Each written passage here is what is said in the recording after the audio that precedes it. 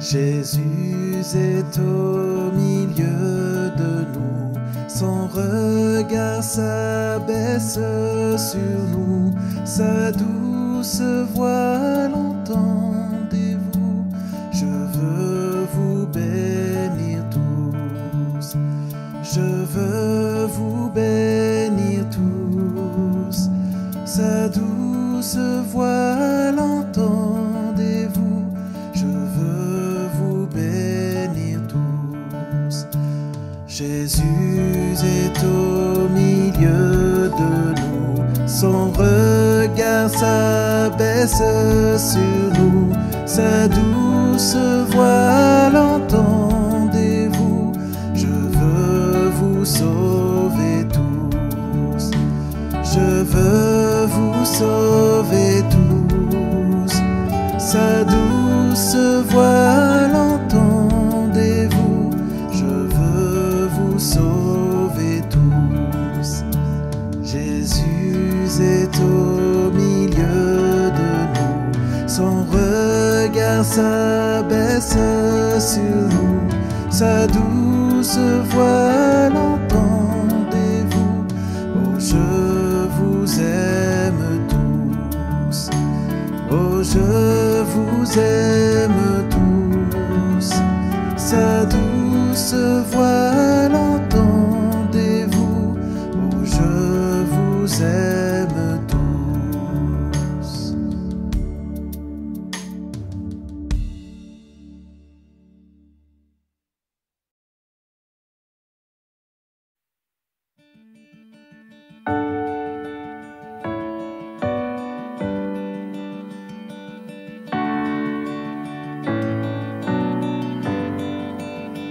Devant le trône du Très-Haut, mon défenseur saura plaider.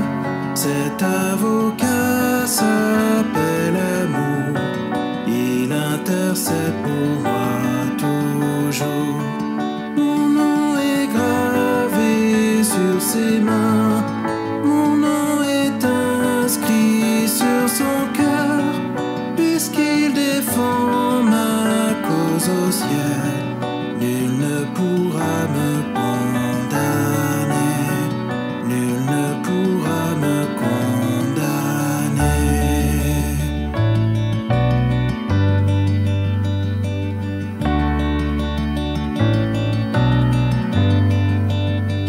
Et quand Satan me fait douter, vient me tenter et m'accuser, je lève les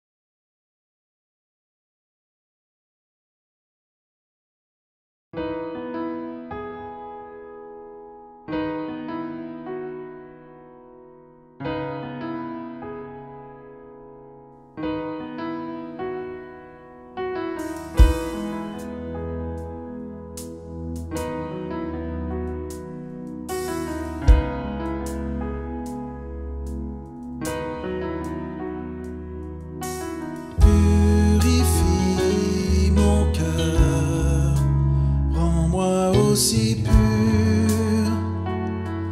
que l'or et l'argent purifie mon cœur. Rends-moi aussi pur que l'or, feu du fondeur. Je n'ai qu'un désir, être saint, mis à part pour toi, Seigneur. Oui, je choisis d'être saint, mis à part pour toi, mon seul maître, et prêt à t'obéir. Purifie mon cœur, rends-moi aussi pur que l'or et l'argent purifie mon cœur. Rends-moi aussi pur que l'or, feu du fondeur. Je n'ai qu'un désir, être saint,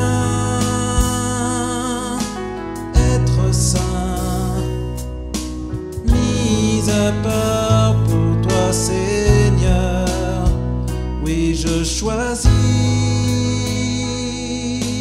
d'être saint, mis à part pour toi, mon seul maître, et prêt à t'obéir.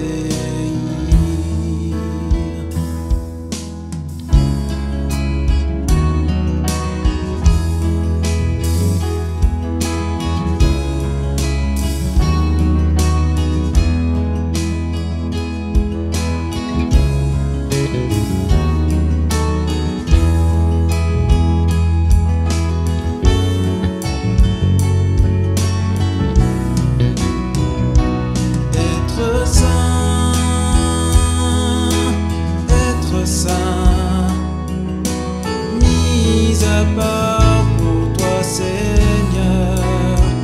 Oui, je choisis d'être saint, mis à part pour toi, mon seul maître, et prêt à t'obéir.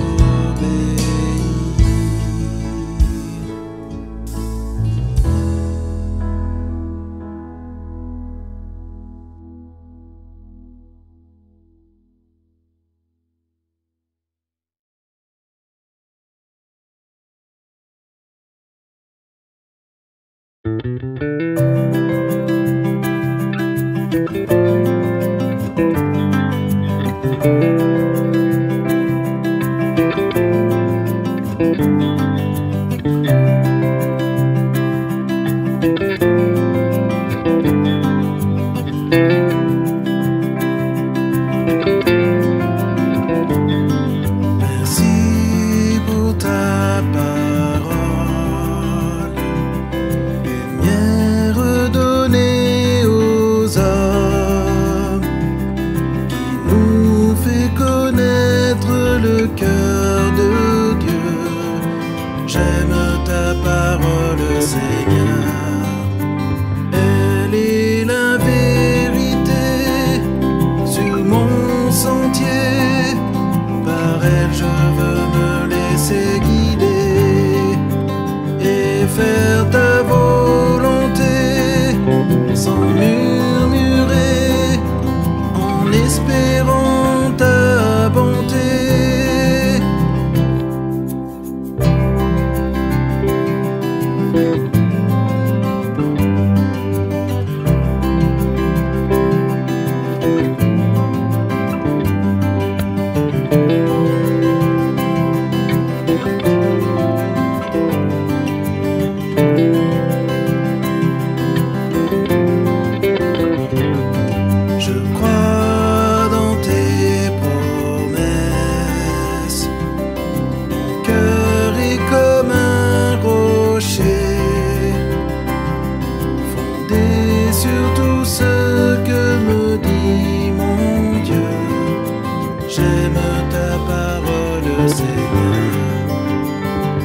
quelle est la vérité sur mon sentier.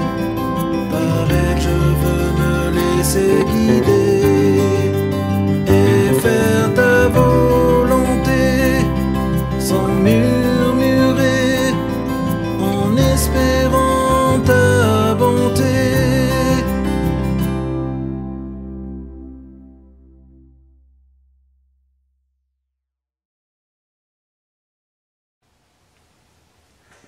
Bonjour mes bien-aimés, j'espère que ça va malgré la COVID. Je veux quand même vous souhaiter une bonne année, une année de grâce, de force et tout ce qui est nécessaire pour passer cette année encore. Et ainsi qu'à vos bergers, hein? Je suis obligé de vous parler par l'entremise d'une caméra, mais quand même, on accepte la volonté de Dieu et on avance. Vous savez, il y a quelques semaines de ça, peut-être un mois ou deux, je vous avais partagé que le rôle des pasteurs enseignants, des prophètes, des évangélistes, etc., était d'équiper les saints. Puis on a vu dernièrement toute la série sur l'histoire de Joseph. Il nous a encouragés que malgré les circonstances difficiles, Dieu est avec nous. Maintenant, peut-être tu dis, étant donné que notre rôle, c'est d'équiper les saints. Peut-être que tu te dis, bon, paye Richard pour que tu nous fasses travailler. Ben oui, c'est exactement ce que doit faire un coach. Hein? Claude Julien est payé pour bien faire travailler les Canadiens, pour qu'ils gagnent la Coupe Stanley. Bien, c'est un peu la même chose.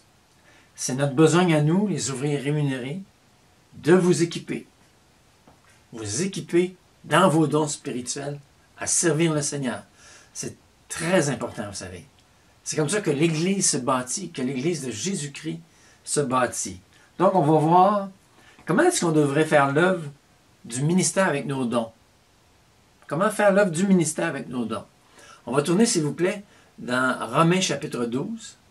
Romains chapitre 12, du verset 1 à 8. Alors, je vais attendre que vous tourniez parce qu'on étudie la parole. Hein? Prenez vos Bibles.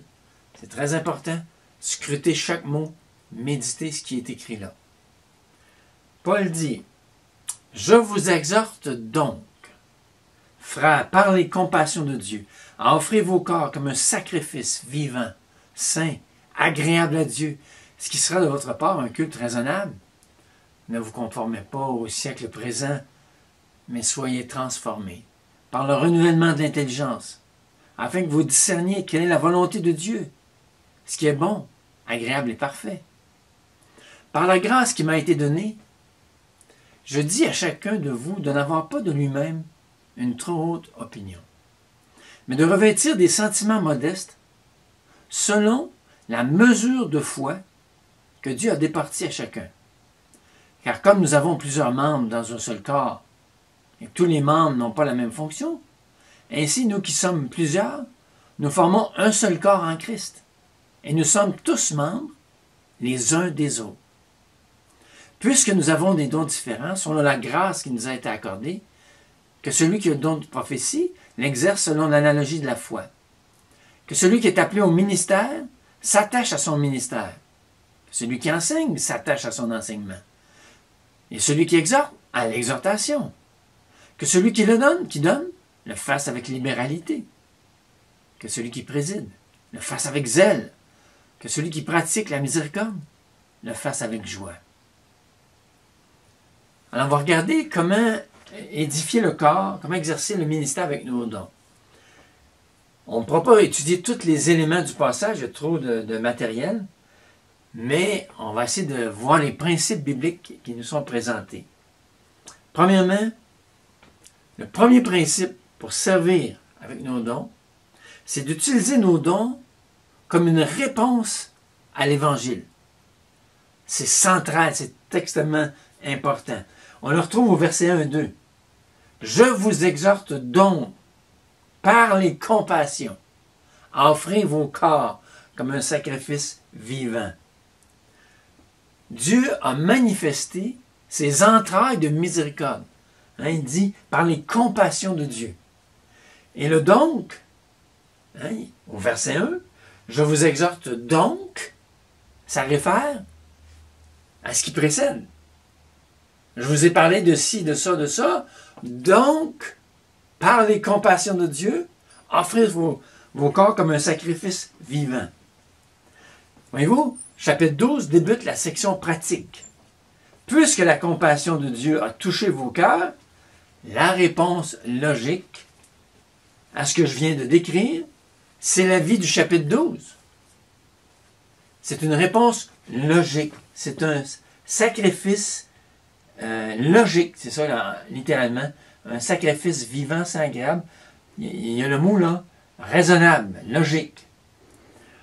Si on essaie de vivre le chapitre 12 sans le donc, on est cuit. Je peux vous dire ça, c'est impossible de vivre ce chapitre-là sans le donc, sans tout le chapitre 1 à 11. Pourquoi? Parce que le chapitre 12 parle des dons spirituels, il parle d'affection mutuelle, de persévérance, de zèle, de ferveur. Il parle de service, d'espérance, d'affliction, de persévérer dans la prière, de générosité, d'hospitalité, de bénir ceux qui nous maudissent, de se réjouir et de pleurer avec les autres. Mes amis, qui peut accomplir ça? Par la force humaine. C'est impossible. Il faut constamment revenir au chapitre 1 à 11 pour vivre le chapitre 12. Le chapitre 12, c'est le corps offert en sacrifice vivant basé sur le donc. Basé sur les 11 premiers chapitres. Voyez-vous, il a souligné, parce qu'ici il nous dit d'offrir nos corps en sacrifice vivant, mais il a souligné dans les chapitres précédents, chapitre 6, verset 6, que ce corps de péché, on lutte avec notre corps, ce corps mortel, chapitre 6, verset 12.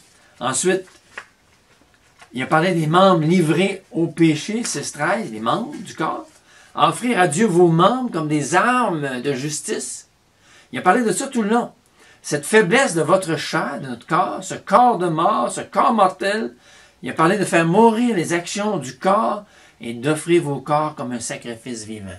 Voyez-vous, c'est tout lié à ce qu'il était dit précédemment. Il y a un chant qui dit « Oui, devant tant d'amour. Mon cœur a pleuré. Oui, devant tant d'amour. J'offre mon corps comme un sacrifice vivant. » C'est ça l'idée. C'est que je réponds à l'amour. Pendant 12 chapitres de la Romaine, Paul a étalé en détail les compassions divines. Plusieurs connaissent Sylvain Mignot, qui étudiait l'Épître aux Romains. Il venait au groupe Maison, puis il était dans l'Épître aux Romains, puis il relisait l'Épître aux Romains. Puis il n'arrêtait pas d'en parler.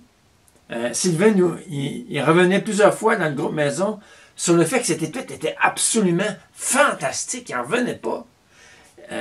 Il découvrait, il dit, j'arrête pas de lire et de trouver de nouvelles choses. Il dit, c'est une épître extraordinaire. Puis il nous partageait ça, on voyait que ça allumait quelque chose en lui. Paul a justement étalé les détails de la compassion de Dieu. Voyez-vous la grâce de Dieu qu'il découvrait dans ce livre enthousiasmant son cœur? Je parle de Sylvain. Il était ébahi devant le plan glorieux de Dieu du salut. Si tu veux comprendre le salut de Dieu de A à Z, si tu veux réchauffer ton cœur par rapport à ce salut extraordinaire, c'est le livre à lire, le livre à méditer, le livre à étudier, chapitre 1 à 11. Pourquoi? Parce qu'il démontre que tous les humains, qu'on soit juif, qu'on soit grec, quel que soit notre arrière-plan religieux, donc, on ne peut pas se sauver par nous-mêmes. Pourquoi? Le juif religieux et les païens qui étaient idolâtres sont tous deux condamnés, quel que soit leur arrière-plan. Le premier, le juif, pour ne pas avoir obéi à la loi. Hein? La loi disait, c'était terrible, maudit à quiconque n'observe pas tout ce qui est écrit dans le livre de la loi pour le mettre en pratique. Il était maudit s'il n'observait pas tout ce qui était écrit. Alors c'est certain que le juif ne va pas s'en sortir. Tandis que le non-juif, lui, Paul explique que le non-juif, il a sa conscience. Puis sa conscience lui parle, lui reproche, puis il lutte avec sa conscience, et sa conscience lui dit que lui aussi pêche. Qu'on soit juif, qu'on soit grec, qu'on soit d'un arrière-plan religieux ou idolâtre, on est tous condamnés. Notre bouche est fermée. Il n'y a rien à faire avec l'humain. C'est ça que Dieu dit. Il n'y a pas de juste, pas même un seul. Nul ne cherche Dieu. Tous sont égarés, tous sont pervertis. Aucun ne fait le bien. Donc, Paul établit clairement le cancer qui nous a rongés depuis le début de la création. Hein, on fête souvent le premier-né d'une nouvelle année. Alors, ça n'a pas sorti, j'ai pas lu dans les journaux, qui était le premier-né du Québec, exemple. Souvent, c'est mentionné. Je ne sais pas si c'est avec la COVID. Mais net, peux-tu t'imaginer Ève, qui enfante le premier poumon de l'humanité? Le premier poupon, excusez. Puis Dieu avait prononcé un jugement sur Ève à cause qu'elle avait péché. Tu enfanteras avec douleur. Alors, c'était tout un événement d'enfanter le premier être humain sur la terre, après Adam et Ève. Puis après la naissance, elle est fière de dire « J'ai formé un homme avec l'aide de Dieu. » Hey, le monde débute, le premier enfant vient de naître, le poupon de Adam et Ève, il y a de l'espérance, hein? Peux-tu t'imaginer, des années plus tard, le désarroi, la culpabilité déprimante d'Adam et Ève? Pourquoi? Parce que le premier enfant au monde commet un meurtre pour une peccadille. Il est jaloux, il en veut à son frère, Abel, parce que Dieu a été satisfait du sacrifice d'Abel, tandis qu'il n'a pas été satisfait de Caïn et de son sacrifice, son attitude.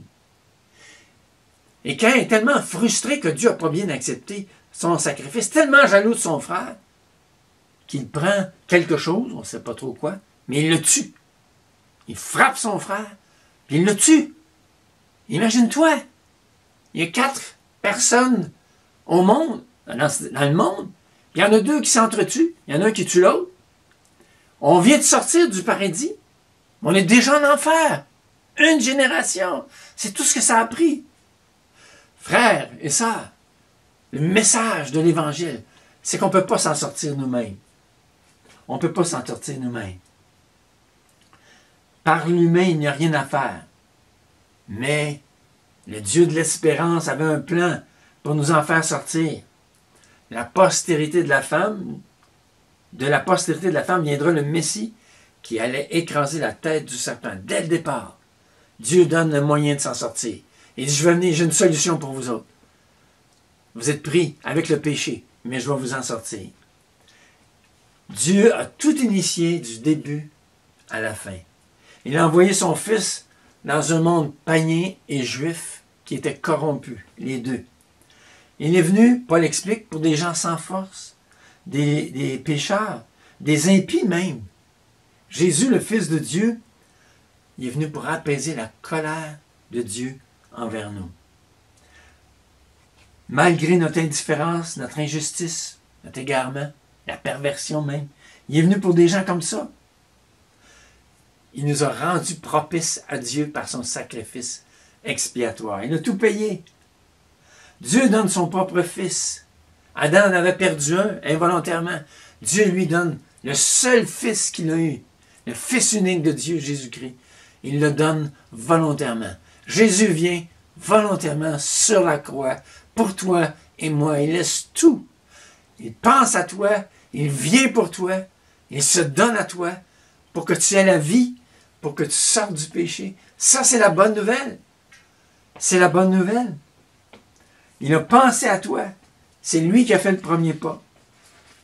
Jésus, lui, innocent, vient pour le coupable. Vois-tu, comment est-ce que Paul a pu servir avec un zèle si intense l'Église de Dieu pendant toute sa vie? Il écrit dans l'Épître aux Romains, il déclare dans 1 Corinthiens 15,9, « Je suis le moindre des apôtres. » Pourquoi Paul? Parce que j'ai persécuté l'Église de Dieu. Dans Éphésiens 3,8, il dit, « Je suis le moindre de tous les saints. » Lui qui a été zélé, qui dit, « Je n'ai rien sur la conscience. » Mais il n'avait pas oublié qu'il avait persécuté l'Église de Dieu. Il n'avait pas oublié ce que Dieu avait fait dans sa vie.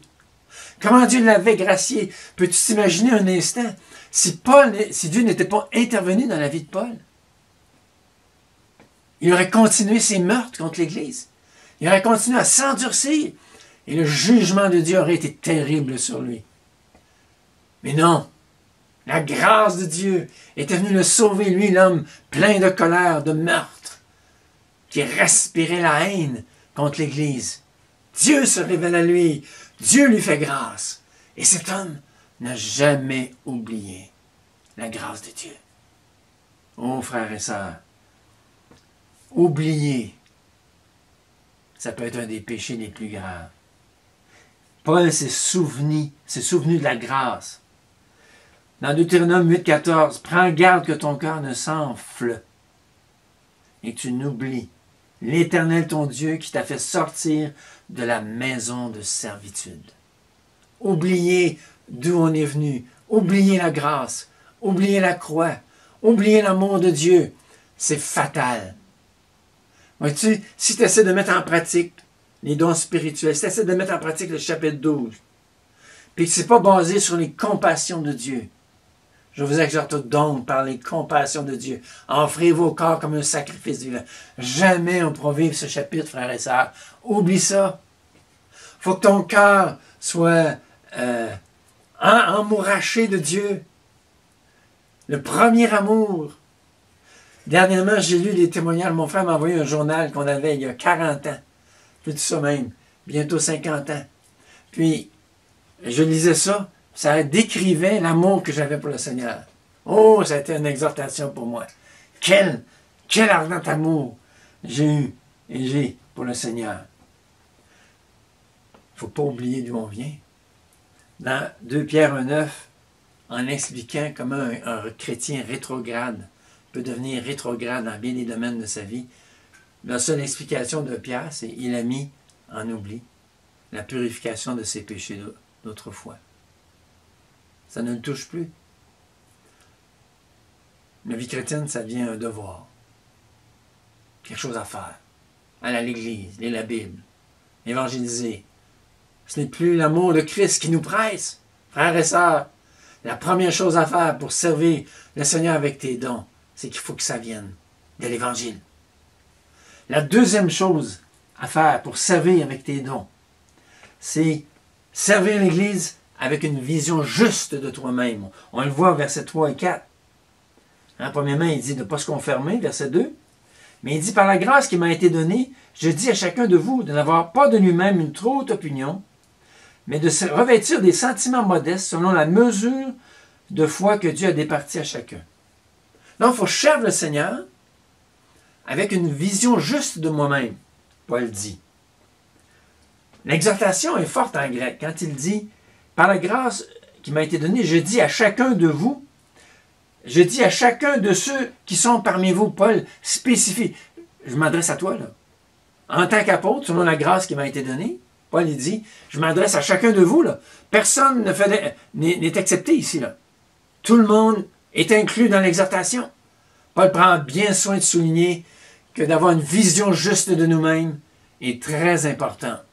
Chacun de nous, on peut tomber dans l'orgueil. Pensez sobrement, Paul dit. Pensez à lui-même, à ses dons ou à sa fonction avec modestie et humilité. Au verset 3, 4 fois, Paul utilise le verbe de penser et c'est composé. C'est central. Il vient d'enseigner que nous serons transformés par un renouvellement de l'intelligence. Et Paul dit, bien, renouvelle ton intelligence dans le domaine des dons spirituels. Il faut que tu penses, que tu ne penses pas au-delà. Hein? Une trop haute opinion, c'est de penser au-delà. Hyperphronéo, penser bien au-dessus. Hein? Tu te vois bien au-dessus des autres, bien au-dessus de tes propres capacités. Paul dit, non, non, non. Pense comme il faut. Ajuste ta pensée à la réalité.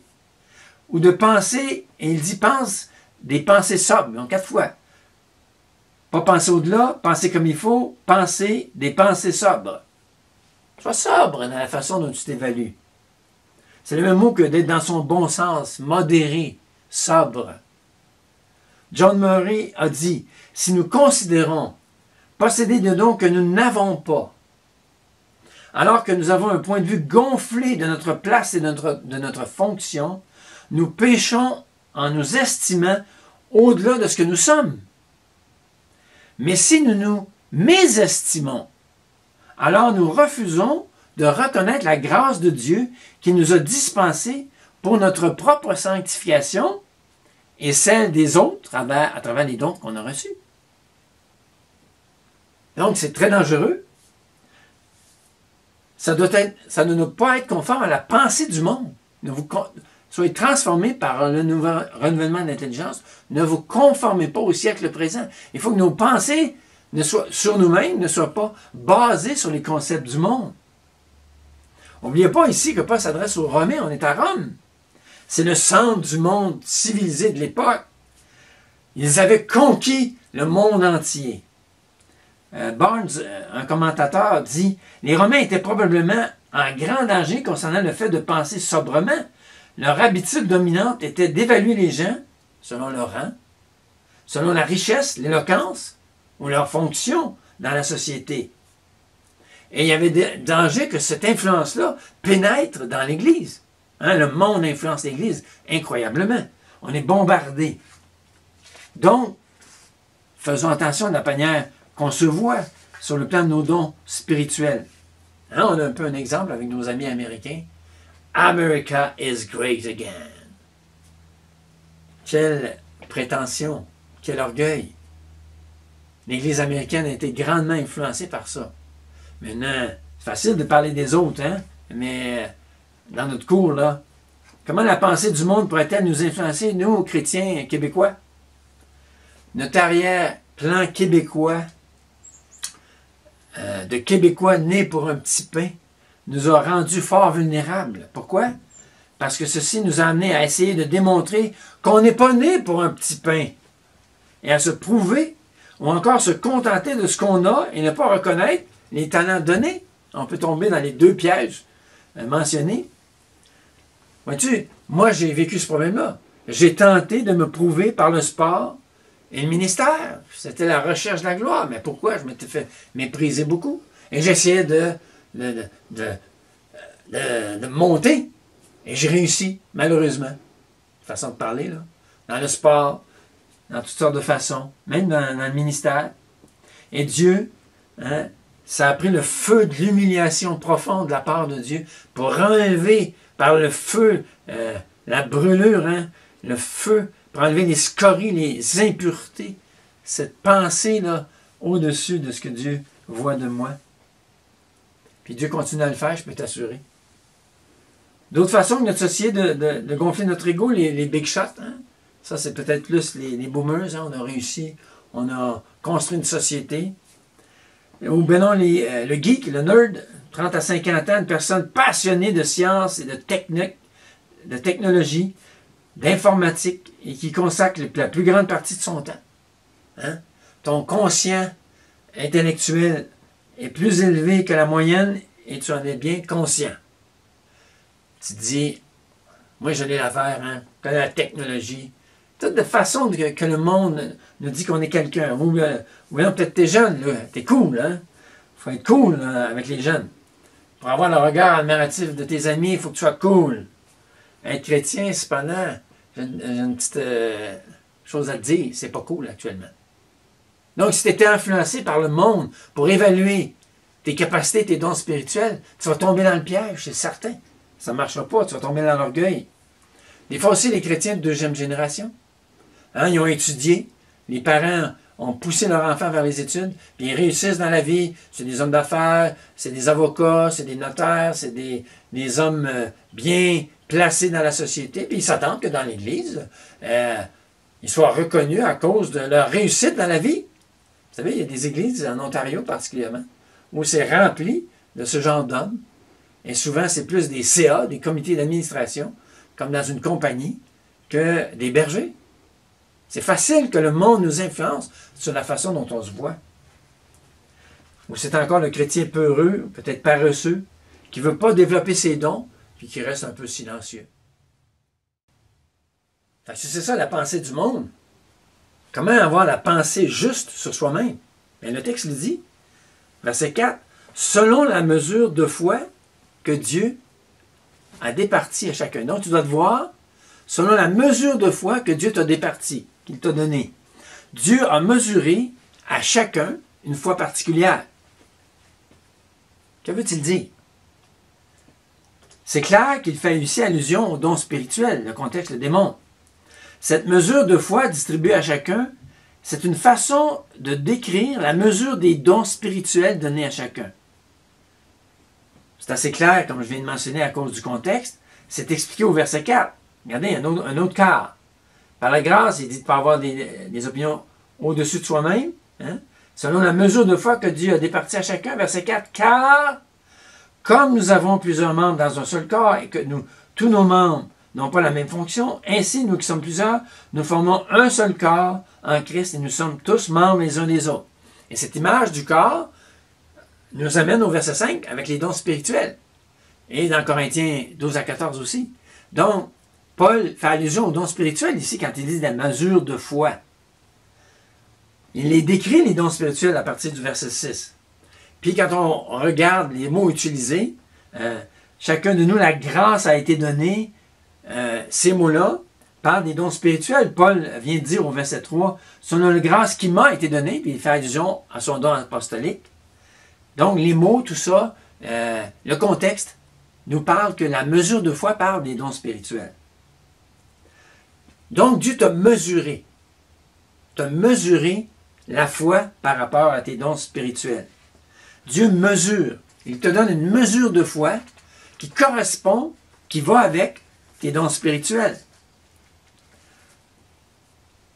Celui qui a le don de service a reçu telle mesure de foi pour son don. Celui qui a le don d'enseignement a reçu telle autre mesure de foi pour opérer dans son don. M. Murray, John Murray, nous explique, je pense, très bien ici ce que Paul entend par mesure de foi. Elle est appelée une mesure de foi dans le sens restrictif de la foi qui convient à l'exercice de ce don. Et cette façon de parler est utilisée pour accentuer la place centrale que la foi occupe, non seulement pour devenir chrétien, mais aussi dans les fonctions spécifiques effectuées par les membres de l'Église. Aucun don n'est exercé sans la foi envers Dieu et plus spécifiquement la foi en Christ. Ton don est opéré dans la foi. Paul, un autre commentateur, dit « Celles-ci sont appelées mesures de foi parce qu'elles sont exercées par la foi. » Dieu t'a donné la foi pour l'exercice de ton don spirituel. Tu peux compter sur lui pour te donner la direction, la foi, la force, les idées et tout ce qui est nécessaire dans l'exercice de ton don. C'est une mesure de foi dans la pratique, dans l'exercice de ton et tes dons spirituels. Moi, j'expérimente ça avec le don d'enseignement. L'Esprit me donne la foi que Dieu va m'éclairer, m'animer. La foi est là parce que j'opère dans le don qu'il m'a donné. Il y a des idées qui viennent. À un moment donné, ça coule. L'Esprit de Dieu coule dans ma vie, dans l'enseignement. L'Esprit de Dieu coule dans ta vie avec tes dons. C'est la même chose. Je ne parle pas de moi pour me vanter, pas du tout. C'est juste que j'ai un don que j'ai reçu de Dieu et je l'utilise. Et Dieu m'a donné cette mesure de foi dans l'exercice de mon don. Donc, on doit servir ayant l'évangile de la grâce tatoué sur le cœur, constamment. Sinon, on ne mettra pas en pratique ce qui est déclaré. On doit servir avec une vision juste de soi-même, selon la mesure de foi que Dieu m'a départie, selon le don avec la foi qui va avec mon don. Et je dois finalement servir l'Église avec mes dons, c'est sûr. C'est ce qu'il dit du verset 6 à 8. On l'a lu tantôt. Il parle de différents dons, 7 dons différents, énumérés. Premièrement, la prophétie. Il faut que ce soit fait selon l'analogie de la foi. Donc, il y en a qui ont ce don-là. Ça peut signifier la prophétie en proportion de la foi, un peu comme il avait dit les mesures de foi, ou en accord avec la foi. C'est difficile à trancher. Il y a une version, Jérusalem dit « Exerçons la prophétie, en proportion de notre foi. Un peu comme je l'ai mentionné tantôt. Tom traduit autrement qu'on l'exercice en accord avec la foi. Les commentaires sont divisés là-dessus. C'est difficile de trancher. Ce qui est sûr, c'est que le contexte parle plus en proportion de notre foi, mais toutes les fois où il est mentionné la prophétie, il faut le faire en conformité avec la foi. Il faut examiner ce que celui qui amène la prophétie a dit. Alors donc, c'est l'un ou l'autre, je ne suis pas certain. Ensuite, le don de service. Quand je pense au don de service, je pense à Fernand Frenette. Hein? Le texte dit, si tu as un don de service, c'est simple, en servant. Si c'est le service, en servant. L'idée est attache-toi à servir. À servir le dimanche matin, servir dans ton groupe maison, servir lors d'une réunion. En général, les diacres, diaconesses ont ce don. Ils aiment servir. Ensuite, il dit, soit celui qui enseigne, qu'il s'applique à l'enseignement. On a le don de l'enseignement. Dans notre groupe maison, Fernand a le don de service. Roberto a le don d'enseignement. C'est reconnu par le groupe. Donc, cherche à enseigner. Commence là où tu es, dans ton groupe maison, au déjeuner des hommes, un cours le dimanche soir, enseigner aux sœurs, si tu es une sœur, à la jeunesse, lors du groupe maison, la prédication ici et là, si ton don est éprouvé par les anciens. Vois-tu? Chacun sert dans son don. Le don d'exhortation. Et celui qui exhorte, à l'exhortation.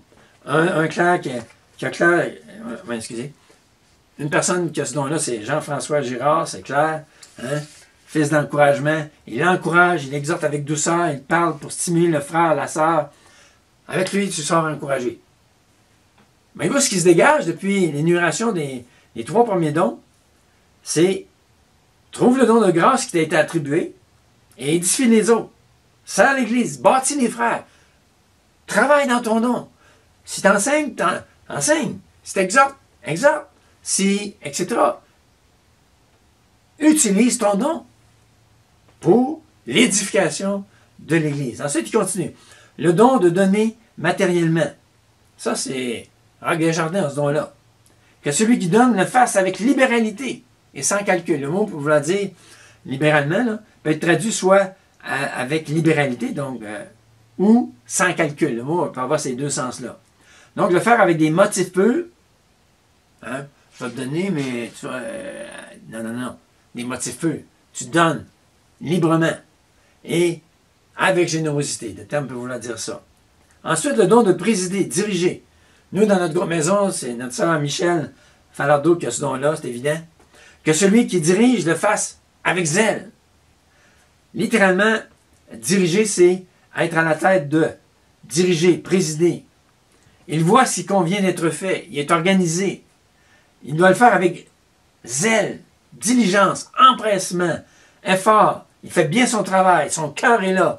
Il dirige avec zèle. Il a un cœur. Il se prépare. Il prend du temps. Il fait un bon travail. Et finalement, le don de miséricorde. Dans notre groupe maison, c'est Joanne Pearson. Hein, notre Joanne, son cœur est là, on le sent. Elle veut aider. Que celui qui exerce la miséricorde, qu'il le fasse joyeusement, Paul dit. Que celui qui aide les malheureux. Miséricorde, c'est l'idée. C'est le même mot utilisé pour le bon samaritain. Exercer la miséricorde. Qu'il le fasse avec joie. Le mot est plus fort que joie. Avec gaieté. Jérusalem traduit rayonnant de joie. Wow! Tu vois, si je sers le Seigneur avec le cœur rempli de grâce, si l'Évangile, si la bonne nouvelle est encore toute fraîche en mon cœur, je médite là-dessus, je lis les Évangiles, j'étudie l'Épître aux Romains, constamment mon cœur est animé par la grâce. Deuxièmement, si je sers avec une perspective juste et sobre sur mes capacités, donc j'évalue quel est mon don spirituel. Hey, les frères et sœurs, c'est important que tu connaisses ton don spirituel. C'est vital. Sinon, comment tu vas servir? Paul dit, sers avec ton don. Si tu sers en dehors de ton don, tu fais souffrir l'Église et tu vas souffrir aussi parce que tu vas te faire critiquer énormément. Troisièmement, servir dans le don qui t'a été attribué, que Christ t'a distribué avec la foi qu'il t'a donné. Ça, tu vois, on doit se donner, Paul dit, il commence, présenter nos corps nos corps, comme un sacrifice vivant. Lorsque tu utilises ton don, ta bouche est utilisée, tes mains sont utilisées, tes pieds sont utilisés, tes yeux, ton visage, tous tes membres sont utilisés dans le service de Dieu. Oh, frères et sœurs, que chacun de nous prenne garde à servir Dieu avec ses dons, basés sur les 3 principes qu'on vient de voir. Que Dieu nous bénisse et qu'on puisse servir avec joie. Amen.